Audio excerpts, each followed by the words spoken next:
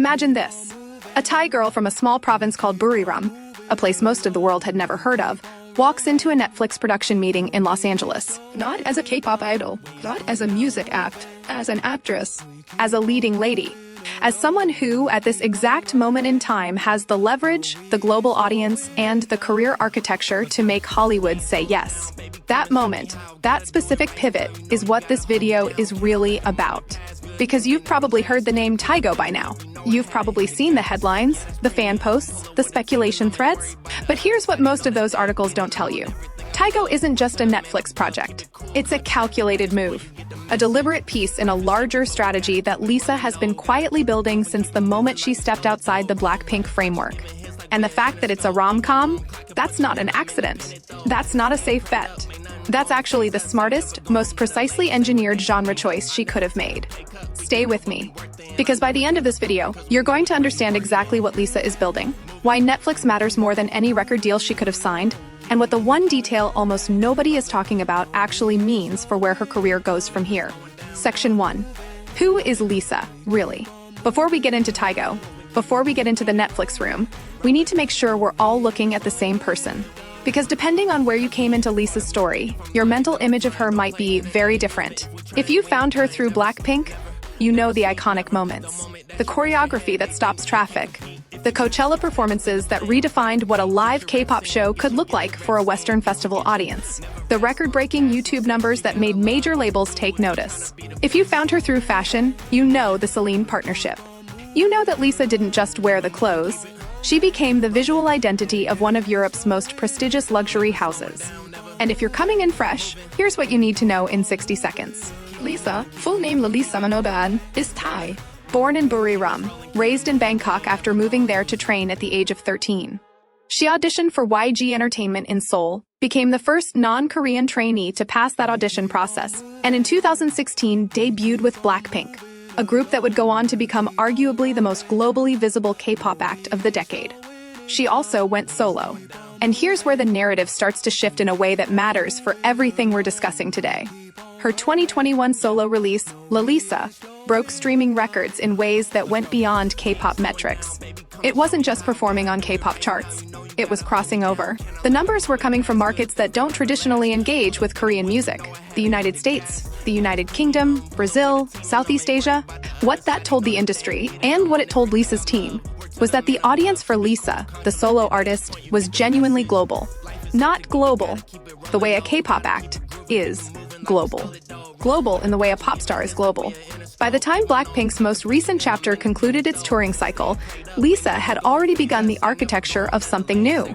She launched her own label, LLOUD, and with it, full creative control over her music, her brand, and her image. That decision alone told everyone paying attention that this was not someone resting on a group's legacy. This was someone building their own. Which brings us directly to the question that makes TYGO so fascinating. Why acting? Why Netflix? And why now? Section 2. The Netflix move. What is TYGO? Let's talk about TYGO. And let's do it carefully, because this is a space where confirmed facts and enthusiastic speculation have gotten tangled together in ways that aren't always helpful. Here's what we know. TYGO is a Netflix original project that Lisa is attached to as a lead. It falls broadly into the romantic comedy genre, which we'll unpack in detail in the next section. The production is positioned for global release, meaning it isn't being made for a single regional market. It is, from the ground up, a piece of global entertainment content designed to travel. That's significant. Not every Netflix title is built that way. Netflix operates on two very different production philosophies. One is regional content, locally made shows that might find breakout global audiences, the way Squid Game did, the way Money Heist did. The other is intentionally global content, projects greenlit with worldwide distribution in mind from day one. TYGO, based on what has been reported, sits firmly in that second category. And that tells us something important about how Netflix is thinking about Lisa as an asset, not as a regional draw, but as a global anchor. Now, here's the part most people aren't fully connecting. Lisa. Joining Netflix isn't just a celebrity casting decision. It fits within a very deliberate and very recent shift in how Netflix thinks about the intersection of K-pop and global entertainment. Think about what happened in the streaming landscape after 2020. The global appetite for non-English content exploded, not just for Korean drama specifically, but for content from anywhere, as long as it was well-made and emotionally resonant. Netflix's own internal data showed them something the traditional Hollywood studio system was slow to believe. The world was ready for faces that didn't look like what American films had always looked like. BLACKPINK was already in the Netflix documentary space with BLACKPINK Light Up the Sky in 2020. The numbers from that film told Netflix exactly how big this audience was and how hungry they were. But a documentary is different from a scripted narrative, and scripted narrative is where the real creative legacy lives. When Lisa steps into TYGO, she isn't entering as a musician lending her name to a project. She's entering as an actress, built to lead a story. That's a different kind of credibility. That's a different kind of risk, and a different kind of reward. What has Lisa said about acting herself? In interviews over the years, she's referenced an interest in storytelling, in inhabiting characters, in the kind of emotional work that pure performance, even at the scale she's achieved on stage, doesn't fully allow for. She's been thoughtful about it, careful. She didn't rush into a film offer just because offers exist. And that patience, that selectivity, is itself worth paying attention to. Because here's what almost nobody is discussing in the coverage I've seen. The timing of TYGO relative to her music output and her label strategy isn't coincidental. These things are moving together, not separately, not in isolation. By the end of this video, you're going to see exactly how the pieces connect. But first, let's slow down on the genre itself, because the fact that TYGO is a rom-com is, in my view, the most underanalyzed part of this entire story. Section 3. The rom-com dimension. Why this genre? Everyone assumes the obvious answer is, rom-com is safe, light, easy to watch. The reality is completely different. A romantic comedy is one of the most technically demanding genres in film and television for a performer to inhabit.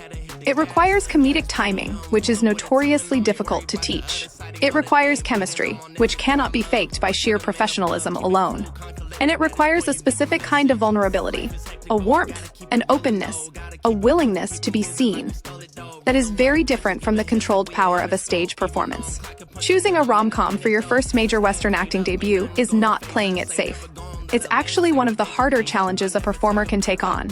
And the fact that Lisa's team chose this genre, rather than an action role or a thriller where physicality could carry more of the weight, that's a signal about confidence, about range, about a belief that she can pull this off. But let's look at the strategic layer too. Because the genre choice isn't just about artistic ambition. It's about audience architecture. Think about who watches rom-coms on Netflix. You have a massive, loyal base of women aged 25 to 55 who are already habitual Netflix watchers and already engaged with the genre. This is one of the platform's most reliable demographics. They watched To All the Boys I've Loved Before. They watched The Kissing Booth.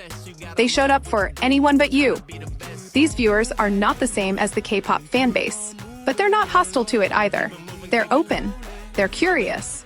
They're exactly the kind of audience that, if the project lands well, will add Lisa to their list of actors they'll follow, regardless of whether they've ever streamed a BLACKPINK music video. That's an audience expansion play. That's Lisa's team looking at the existing fan base and saying, we don't want to just deepen loyalty here. We want to widen the whole circle. And here's the cultural timing piece, which matters enormously. The rom-com, as a genre, is in the middle of a genuine renaissance right now.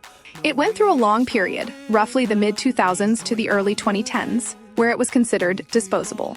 Prestige television and gritty dramas ate its cultural oxygen. But streaming changed the math. Netflix, in particular, revived the genre's audience by making it accessible, convenient, and binge-friendly. The rom-com is back. And it's back with a global audience attached to it, not just an American one. For Lisa to enter this space at this exact moment, when streaming has rehabilitated the genre, when global audiences are primed for it, and when her own fan base is demographically positioned to bridge the gap, is not timing by accident. That is timing by design. And the long-term implication? This could be the beginning of something much larger than a single film. Romantic comedy franchises exist. Romance-adjacent streaming series have become multi-season institutions. If TYGO lands well, if Lisa's performance connects, the conversation doesn't end with one project. It opens a door. And what's behind that door is what we're going to look at next. Section 4. The bigger picture. Lisa's solo empire strategy. Let me zoom out. Because the mistake most coverage of TYGO makes is treating it as a standalone event. It isn't. To understand what Lisa is doing with Netflix, you have to understand what Lisa has been building since approximately 2022, when it became clear that her trajectory post-BLACKPINK was going to look different from anything the K-pop industry had seen from one of its own at this scale. 3 things happened that changed everything. First, LLOUD. The launch of her own record label wasn't just a business move, it was a declaration. Artists who launch labels are artists who have decided that the infrastructure of the industry exists to serve their vision, not contain it. Lisa joined a very short list of solo artists who made that call early, while the leverage was at its peak. Second, her music output began to speak in a different language. Not Korean, not Thai, global pop. Songs like Rockstar and New Woman weren't angled at the K-pop market as their primary target. They were engineered for radio play in markets that had never had a K-pop act breakthrough traditionally. The United States, the United Kingdom, Western Europe. The production choices, the collaborations, the sonic palette, all of it pointed outward. Third, and this is the piece that ties directly to TYGO, her brand partnerships repositioned her visual identity. Celine is not a brand that signs K-pop stars for their fandom appeal. Celine is a brand that signs cultural figures who embody a specific aesthetic intelligence. By the time Lisa became the face of Celine, she had crossed a line that most celebrities, regardless of their fame level, never cross. She had become a tastemaker, not just a face. Now, connect that to Netflix. When you arrive at a streaming platform with name recognition in every market Netflix serves, with an aesthetic identity that has been certified by the luxury fashion world, and with a fan base that already spans multiple continents, you are not arriving as a risk. You are arriving as an asset. That's the conversation Lisa's team is having with Netflix. And it's a very different conversation than the one most actors, even very successful ones, get to have. Think about how Rihanna managed her transition from music to empire. She didn't stop being a recording artist. She expanded the definition of what a recording artist could be. Fenty Beauty, Savage the 10th Fenty, the Super Bowl halftime show. Each piece reinforced every other piece. The music career made the business empire credible. The business empire made the music career richer. Lisa is operating with a similar logic, on her own terms, in her own way. Music, through LLOUD, gives her creative credibility and revenue independence. Fashion, through partnerships like Celine, gives her visual prestige and luxury brand adjacency. And Netflix, through TYGO, gives her narrative legitimacy. The ability to inhabit a character, to carry a story, to be taken seriously as a performer in a medium that the industry and audiences respect at the highest level. When all 3 of those pillars are standing simultaneously, that's when you stop being categorized as a K-pop idol who went solo. That's when you start being categorized as something the industry genuinely doesn't have a pre-existing label for. And what success in TYGO specifically unlocks is enormous. Hollywood is watching. Prestige streaming directors are watching. Brand deal structures, the kind that are built around an actress, not just a celebrity, become available. The conversation in rooms Lisa hasn't been in yet changes shape. That's what's at stake. That's what TYGO actually is. Section 5. What's actually happening? Reality check. Ow. Let's be honest with each other for a moment, because this is the section where I'm going to separate what we know from what we hope. And those are genuinely different things. What is confirmed? Lisa is attached to TYGO as a lead. The project is a Netflix original positioned in the romantic comedy genre. Netflix and Lisa's team have publicly acknowledged the collaboration. That much is solid. What is still developing? Production timelines, specifics of the supporting cast, a confirmed release window, the full shape of the creative team behind the camera. These details, as of the time this video is being made, are still emerging, and it's important to say that clearly. Here's something the entertainment press doesn't always acknowledge. The gap between a project being greenlit and a project arriving on your screen is almost always longer than enthusiasm wants it to be. Scripted productions, even with full financing and a committed lead, move through development, casting, production, and post-production on timelines that routinely stretch to a year or more, sometimes significantly more. This is not a reason to be pessimistic. It's a reason to be patient. What fans and casual followers sometimes conflate is the announcement energy of a project with its proximity to completion. Announcement means, yes, this is happening. It does not mean it's happening next month.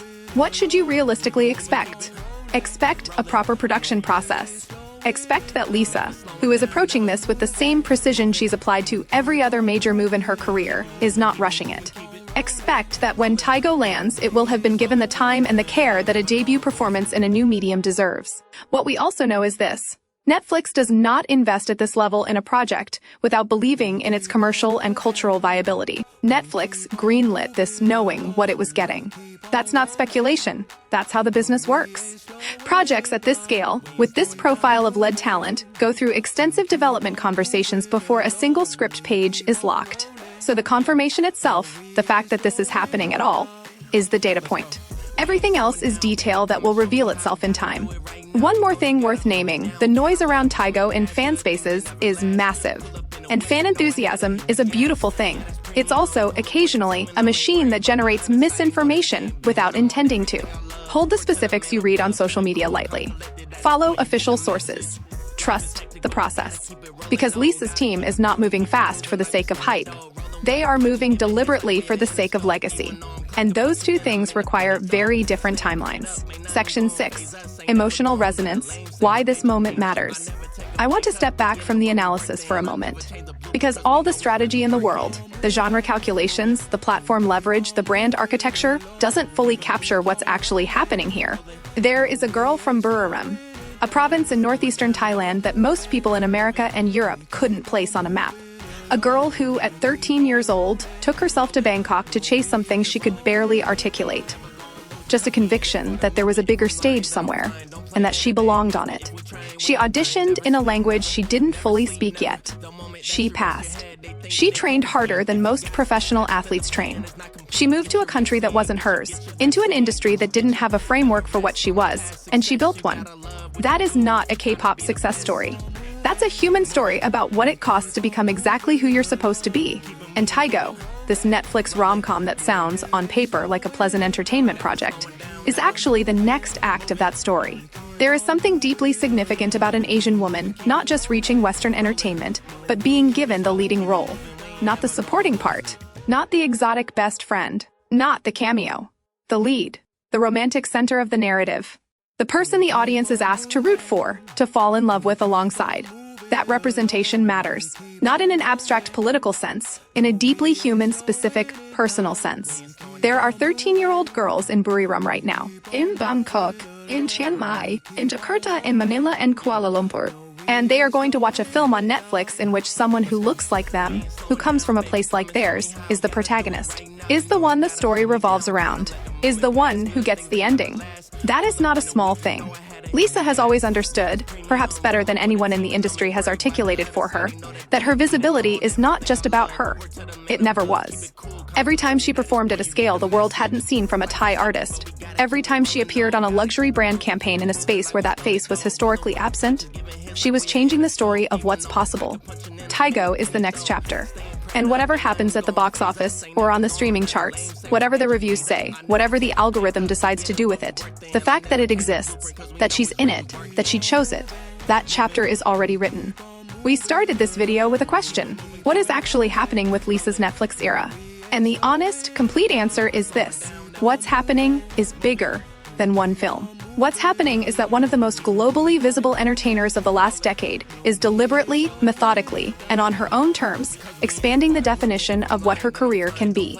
She is not transitioning away from music. She is not abandoning her fan base. She is not chasing Hollywood because it's glamorous. She is building something.